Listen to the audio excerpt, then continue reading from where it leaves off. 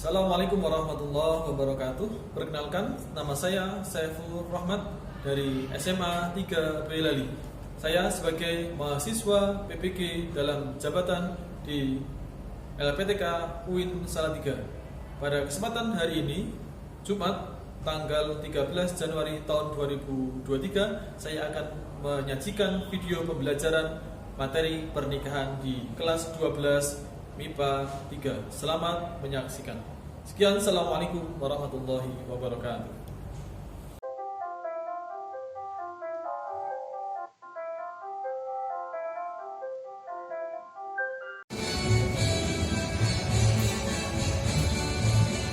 Dengarlah seruan kami, ikrar dari anak negeri, penuh padamu berdiri dan gagah berani, belajar menuntut ilmu demi masa depan nanti, terus maju dan berprestasi. SMA 3 Boyolali, kobarkan semangat di dalam dada, wujudkan kreasi berkarya nyata, budaya bangsa dan budi pekerti, jadikan jati diri baik putra putri Indonesia, raih hidup bahagia.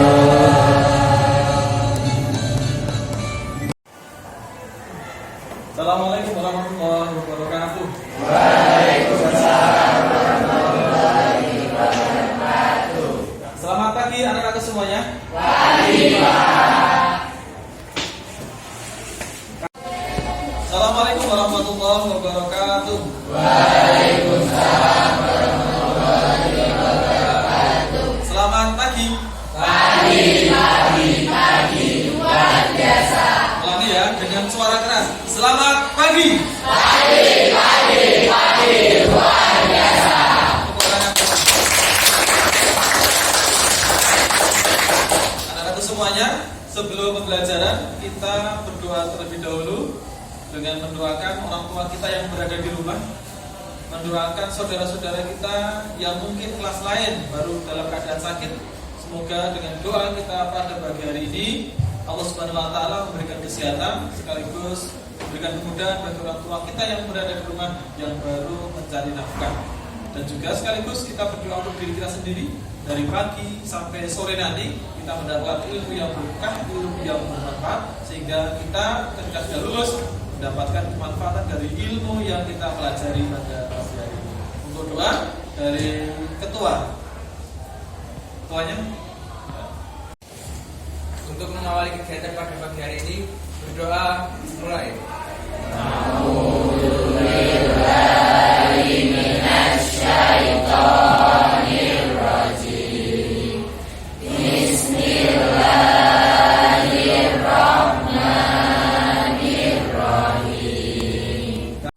Doa telah kita laksanakan, kita lanjutkan dengan membaca Asmaul Husna bersama-sama. Sekaligus kita juga mohon kepada Allah Subhanahu wa taala lewat Asmaul Husna, karena Allah Subhanahu wa taala berfirman dalam Al-Qur'an, "Walillahi asmaul husna fad'uhu bih." Allah itu memiliki Asmaul Husna atau nama-nama yang baik. Berdoalah dengan Asmaul Husna tersebut. Kita awali pagi ini dengan Asmaul Husna, sekaligus mohon kepada Allah Subhanahu wa taala dari masing-masing Asmaul Husna itu kita mohon. Misalnya ya Rajamu, kita minta rezeki dari Allah Subhanahu wa taala. Ya Rahman, ya Allah, berikan saya kasih sayang. Kita mulai hamdah terus bingkirahil Asmaul Husna. Wahid isnain salasa.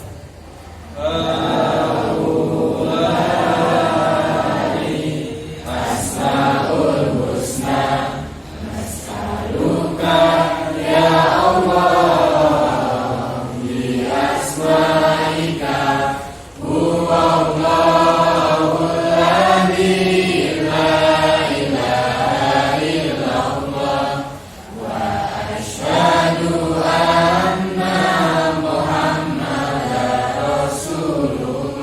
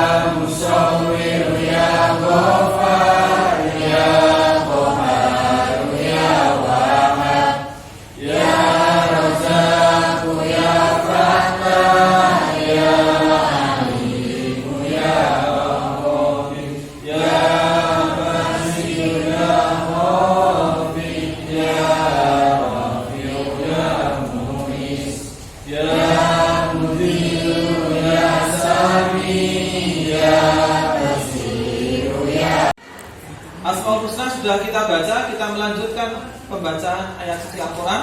Nanti salah satu siswa memimpin untuk bacaan ayat suci Al-Quran dan ditirukan oleh peserta yang lain ya. Semoga dengan baca tadi kita nanti mendapatkan keberkahan dari Al-Quran, sekaligus kita lancar dalam membaca Al-Quran. Marilah teman-teman, kita akan membaca ayat suci Al-Quran, yaitu surat Al-Kautsar.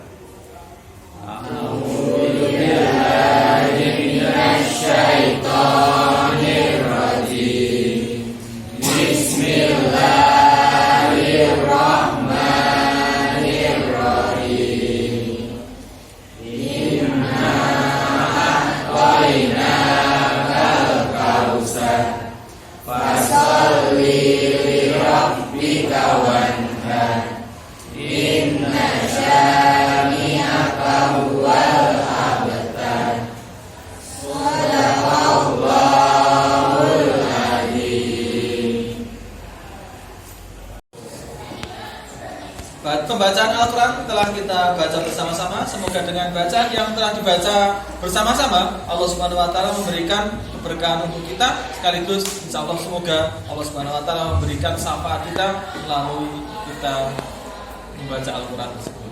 Melanjutkan acara selanjutnya, kita ice breaking.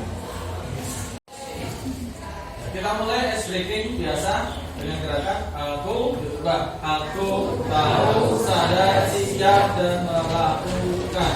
Mulai 1, 2, 3. Aku tahu, sadar, siap dan melakukan. Aku tahu, sadar, siap sadar tahu. Aku tahu, sadar, siap dan melakukan.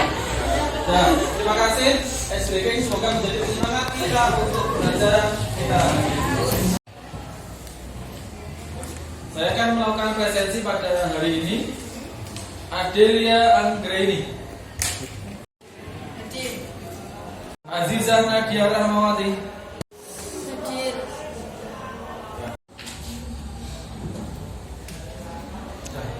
anak-anak semua. Pada pagi hari ini kita akan melanjutkan materi yang kemarin.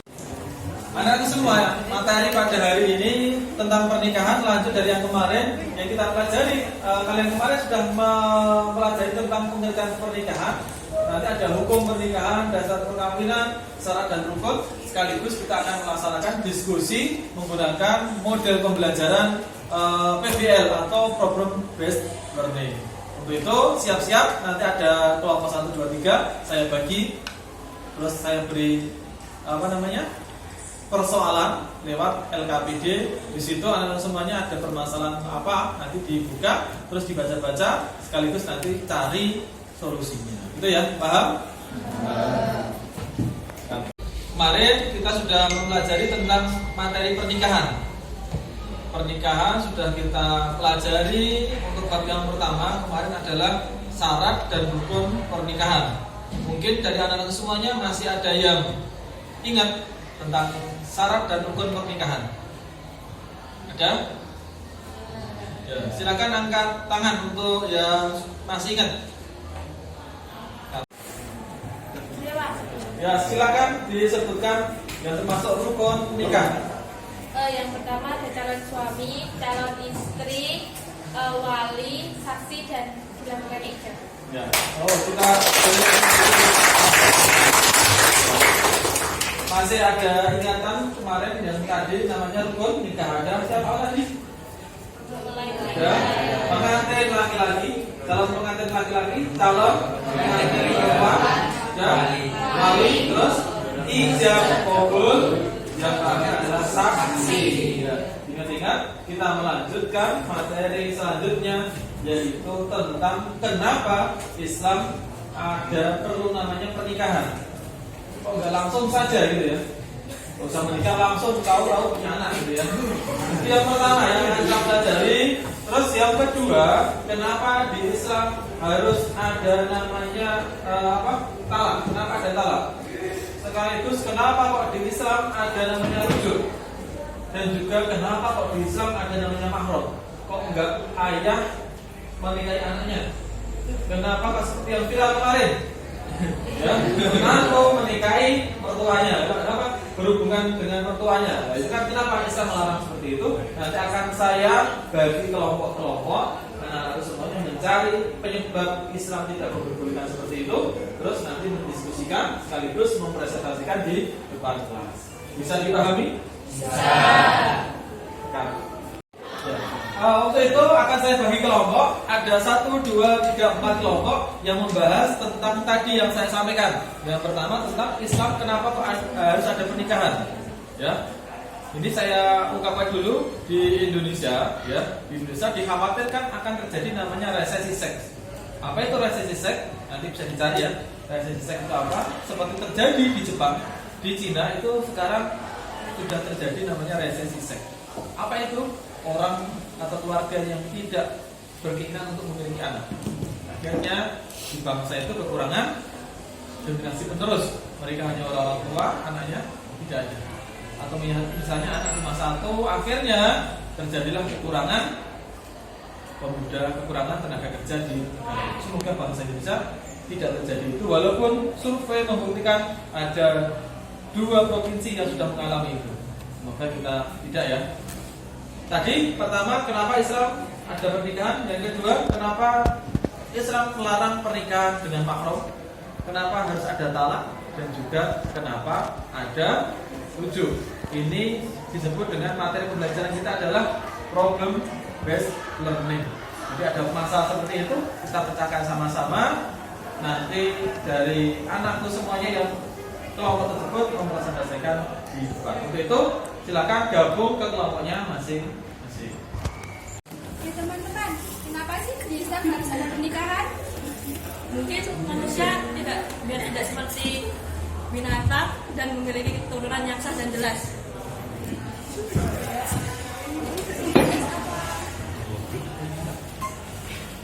Pak, iya Pak. Teman-teman, kenapa sih kita tidak boleh menikah dengan mahram?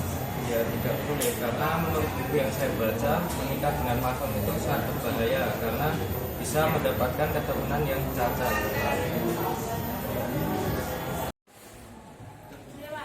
Ya, silakan disebutkan yang termasuk rukun nikah. Yang pertama ada calon suami, calon istri, wali, saksi dan dilakukan ijab. Ya. Oh, kita masih ada ingatan kemarin yang tadi namanya rukun nikah. Ada siapa lagi? Ya. Pengantin laki-laki, calon pengantin laki-laki, calon pengantin perempuan, ya. Wali, terus ijab qabul, yang terakhir adalah saksi. Ya. Ingat-ingat kita melanjutkan materi selanjutnya, yaitu tentang kenapa Islam ada perlu namanya pernikahan. Kok nggak langsung saja gitu ya? Kalau usah menikah langsung tahu-tahu punya anak gitu ya. Yang pertama yang akan kita pelajari. Terus yang kedua, kenapa di Islam harus ada namanya talak? Kenapa ada talak? Sekaligus kenapa kok di Islam ada namanya rujuk? Dan juga kenapa kok di Islam ada namanya mahram? Kok enggak ayah menikahi anaknya? Kenapa kok seperti yang viral kemarin? Ya, menantu menikahi mertuanya. Kenapa? Berhubungan dengan mertuanya. Nah, itu kan kenapa Islam melarang seperti itu? Nanti akan saya bagi kelompok-kelompok. Karena harus semuanya mencari penyebab Islam tidak memperbolehkan seperti itu. Terus nanti mendiskusikan sekaligus mempresentasikan di depan kelas. Bisa dipahami? Bisa. Ya, silakan disebutkan yang termasuk rukun nikah. Yang pertama ada calon suami, calon istri, wali, saksi dan dilakukan ijab. Ya. Oh, kita masih ada ingatan kemarin yang tadi namanya rukun nikah. Ada siapa lagi? Ya. Pengantin laki-laki, calon pengantin laki-laki, calon pengantin perempuan, ya. Wali, terus ijab qabul, yang terakhir adalah saksi. Ya. Ingat-ingat kita melanjutkan materi selanjutnya, yaitu tentang kenapa Islam ada perlu namanya pernikahan. Kok nggak langsung saja gitu ya? Kalau usah menikah langsung tahu-tahu punya anak gitu ya. Yang pertama yang akan kita pelajari. Terus yang kedua kedua, kenapa di Islam harus ada namanya talak? Kenapa ada talak? Sekaligus kenapa kok di Islam ada namanya rujuk? Dan juga kenapa kok di Islam ada namanya mahram? Kok enggak ayah menikahi anaknya? Kenapa kok seperti yang viral kemarin? Ya, menantu menikahi mertuanya, kenapa berhubungan dengan mertuanya? Nah, itu kan kenapa Islam melarang seperti itu? Nanti akan saya bagi kelompok-kelompok, karena harus semuanya mencari penyebab Islam tidak berhubungan seperti itu, terus nanti mendiskusikan sekaligus mempresentasikan di depan kelas. Bisa dipahami? Bisa. Diskusi hari ini sudah kita laksanakan. Selanjutnya kita mendengarkan hasil diskusi dari masing-masing kelompok. Ada kelompok 1, 2, 3. Nanti silakan mempresentasikan hasil diskusinya dan hasil dari apa yang didapat melalui literasi, baik literasi dalam buku maupun literasi dalam internet, hasil dari masing-masing diskusi. Untuk yang pertama kelompok 1 kami persilakan. Maju dulu untuk kelompok 1 mempresentasikannya. Kita berikan ongkos dulu untuk kelompok 1.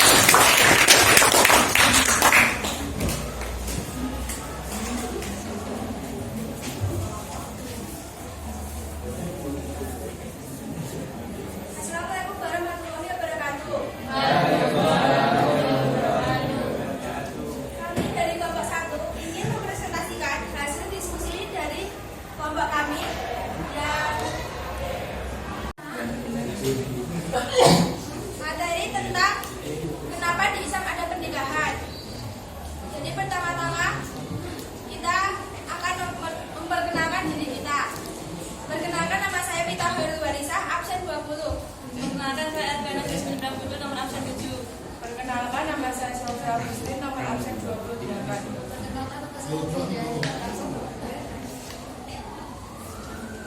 Jadi kenapa sih di Islam itu ada pernikahan? Yang pertama, biar manusia tidak seperti binatang. Yang kedua, biar memiliki keturunan yang jelas. Yang ketiga, biar orang lain itu tahu bahwa lelaki dan perempuan itu adalah sudah berpasangan melalui sah. Terus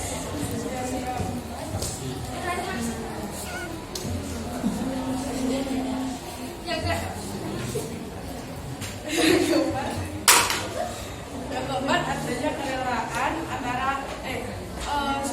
antara laki-laki dan perempuan melalui ijab kabul. Demikian presentasi dari kelompok kami. Wassalamualaikum warahmatullahi wabarakatuh.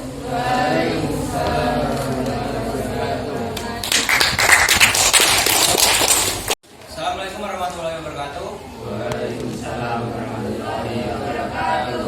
Di sini kami kelompok 2 ingin mempresentasikan hasil kerja kami. Sebelum itu, izinkan kami memperkenalkan diri dulu. Nama saya Kafa Setiana. Saya Pak Rizky. Saya Rizal Benesanto.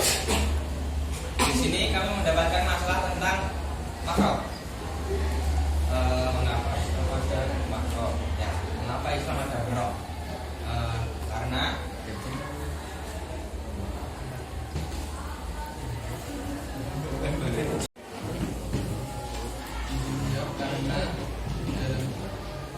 dalam literasi yang saya baca, menikah dengan mahram dapat menyebabkan menghasilkan anak yang cacat.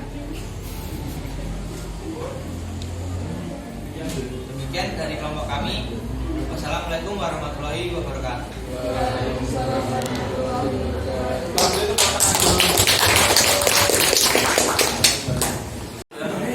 Materi demi materi telah kita laksanakan. Tadi ada diskusi dan sudah dilanjutkan dengan presentasi masing-masing kelompok. Jadi saya ingin menguatkan dari apa yang disampaikan oleh masing-masing kelompok. Tadi untuk kelompok pertama, itu kan kenapa Islam harus ada pernikahan. Yang dicari tadi oleh anak tadi untuk kelompok 1, kenapa harus ada pernikahan? Karena seandainya tidak ada pernikahan, maka manusia itu seperti binatang. Suka sama suka langsung menikah, langsung berhubungan. Setelah itu pergi lagi, hubungan sama lagi, ya kan nggak jelas. Ini anaknya siapa juga nggak jelas, ya. Nah, Islam mengatur semuanya itu untuk memperjelas bahwa manusia adalah makhluk yang sempurna, sekaligus memiliki keturunan-keturunan yang jelas silsilahnya. Ada juga kelompok dua. Kenapa kok Islam ada makhluk? Karena menurut literasi yang dicari, yang telah dicari oleh kelompok dua itu, kenapa harus ada makhluk? Karena ada, ya, ada orang yang menikah incest. Ya, incest itu apa? Mungkin orang tua sama anaknya akhirnya menghasilkan keturunan yang cacat. Ada juga di tetangga kita, di kecamatan tetangga kita itu, satu bani itu cacat. Setelah didatangi dari dinas kesehatan, dicek ternyata apa? Dari suami istri bani tersebut, satu keluarga itu baninya cacat karena menikah tidak jauh dari mahramnya tadi. Semoga kita terhindar dari semuanya, dan materi pernikahan ini memberikan kemanfaatan untuk kita semuanya, sehingga kita nanti akan berpedoman teguh dengan syariat Islam lewat kita belajar materi pernikahan itu. Terima kasih anak-anak semuanya. Materi demi materi telah kita laksanakan. Dilanjutkan kita berdoa. Ya, kita berdoa. Tapi sebelum itu ya, sebelum berdoa ini ada materi ada kuis. Ada kuis. Bisa dijawab bersama-sama di kuis ini. Ya, nanti kita sebelum ulangan kita lihat dulu. Di sini saya baca. Islam menganjurkan manusia untuk menikah karena menikah mempunyai pengaruh yang baik bagi pelakunya. Hal ini sebagaimana yang terjadi pada Budi yang berkeinginan untuk menikah di waktu dekat. Akan tetapi Budi belum mempunyai bekal yang cukup untuk menafkahi keluarganya. Walaupun dirinya tidak khawatir terus dalam praktis perzinahan, hukum menikah yang berlaku pada Budi dengan keadaan seperti tersebut di atas, dia mendapatkan hukum apa? Mubah, sunnah, wajib, makruh, haram. Apa jawabannya? Mubah. Kita klik mubah. Ya, sekarang dulu. Karena dia bisa menahan nafsu. Ya, di sini tadi kan ada sunnah. Kalau sunnah itu dia sudah dia sudah mampu tapi belum berkeinginan. Tapi kalau yang wajib itu adalah dia takut terjerumus pada perzinahan. Jadi menjadi wajib. Untuk soal selanjutnya,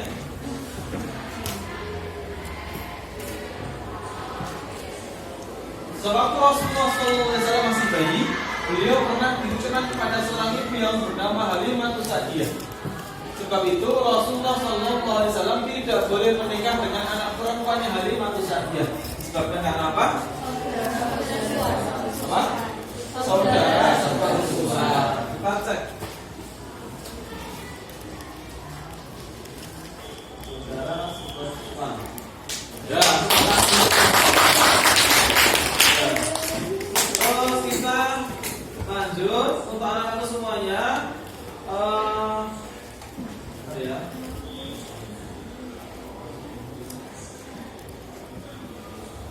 Penilaian kita nanti ada macam-macam. Ya, penilaian kita ada penilaian sikap spiritual dan sikap sosial. Jadi nanti ada dua, saya akan melakukan observasi siapa yang mendapatkan nilai baik di dalam sosialnya lewat sholat zuhur, ya. Terus nanti saya juga akan tanya apa kesehariannya, apakah tadi di rumah sholat subuh atau tidak. Itu nanti akan mendapatkan nilai sosial yang baik, nilai spiritual yang baik. Kalau nilai sosial, bergaul nggak di kelas ini?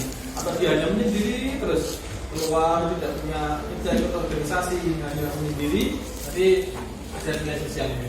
Nah, sekaligus kita juga ada di KI 3 pengetahuan. Nanti kita akan mengadakan tes tertulis menggunakan Google Form, ya. Nanti linknya saya beri untuk anak-anak mengerjakan di penilaian tertulis tersebut. Ada juga penugasan, nanti anak-anak semuanya di rumah membuat bagan mahram. Ya, jadi bagan mahram itu siapa yang boleh dinikahi, siapa yang tidak. Lewat bagan itu ada nilai penugasan. Yang terakhir keterampilan anak-anak semuanya nanti menghafalkan surat Ar-Rum ayat 21 tentang pernikahan itu nilainya adalah anak-anak yang lancar hafalan di Ar-Rum itu mendapatkan nilai yang baik. Yang belum ya berusaha dari sekarang untuk bisa mempelajari materi itu. Ada pertanyaan? Cukup ya? Tidak ada pertanyaan. Terpenting anak-anak semuanya kita harus giat belajar. Silakan mempelajari agama dengan sebaik-baiknya. Karena Allah Subhanahu wa taala pernah Nabi Muhammad pernah bersabda di dalam kitab An-Nawawi, "Man yuridillahu bi khairan yufaqihu fiddin." Barang siapa diinginkan oleh Allah menjadi baik, maka dia dipahamkan masalah agama. Salah satunya hari ini kita mengetahui masalah-masalah dalam pernikahan, mana yang boleh, mana yang tidak. Dengan kita melakukan itu, maka kita diinginkan oleh Allah menjadi orang yang baik. Semoga dengan kelakuan baik kita selamat di dunia dan selamat di akhirat. Akhir kalam, assalamualaikum warahmatullahi wabarakatuh. Waalaikumsalam warahmatullahi wabarakatuh. Semoga Beritahi. untuk materi demi materi telah kita laksanakan. Mari kita tutup dengan berdoa bersama-sama. Yang menutup, kalau yang tadi membuka pelajaran adalah ketua kelasnya, sekarang adalah wakil ketua kelas untuk menutup pelajaran pada pagi hari ini. Silakan untuk wakil kepala sekolah siapa?